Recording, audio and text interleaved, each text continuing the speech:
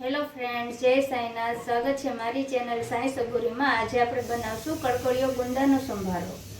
તો ફ્રેન્ડ્સ, આપણે ગુંદા ધોઈને લઈ લીધા છે। તો હવે આપણે તેના આ બીજ કાઢી લેશું બધા, અને આવા તાજા અને નાના જ ગુંદા લેવાના છે, તો જ આનો સંભારો સરસ થશે તમારે। અને નાના નાના આવા લીલા ગુંદા લેવાના। અત્યારે ઉનાળુ સિઝન છે એટલે આવા નાના નાના ગુંદા લ્યો તો આનો સંભારો સરસ થશે। હવે આપણે એને અંદરના બીજ કાઢી લેશું। આ રીતે આપણે બધા ભાંગી લેવાના છે। તો ફ્રેન્ડ્સ, તમે એકવાર આ સંભારો ખાશો તો તમે વારંવાર આ સંભારો બનાવશો।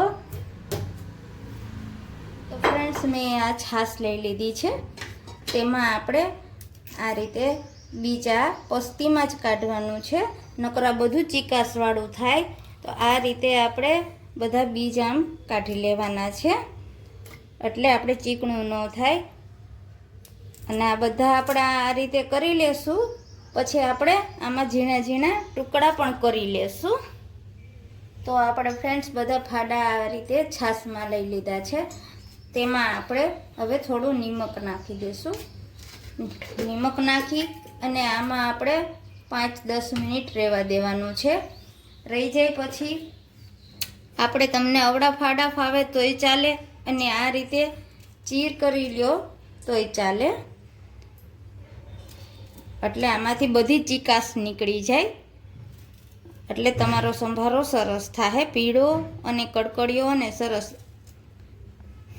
તો તેલ ગરમ થઈ ગયું છે ફ્રેન્ડ્સ, આપણે હવે રાઈ ને મેથી નાખશું, અને જરા હિંગ અને હળદર આપણે તેલમાં જ નાખવાની છે।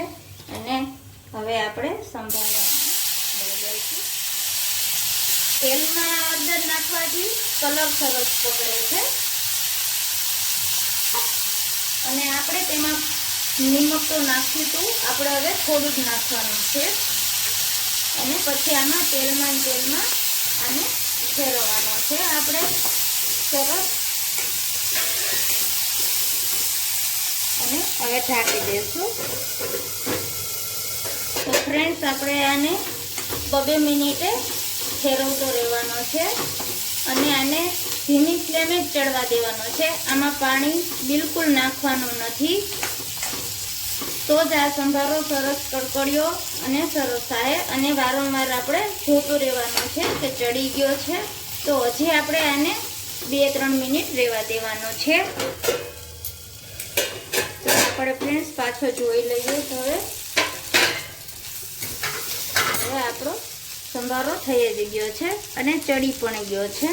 આ રીતે દબાવી જોઈએ, ચડી ગયો છે આપણો। હવે આપણે ગેસની ફ્લેમ બંધ કરી દઈશું, અને તમે જોઈ શકો છો મસ્ત છૂટો અને બર્યો પણ નથી, અને પીળો અને મસ્ત થયો છે। તો ફ્રેન્ડ્સ, મારો વિડીયો ગમે તો લાઈક કરજો, શેર કરજો, સબસ્ક્રાઈબ કરજો।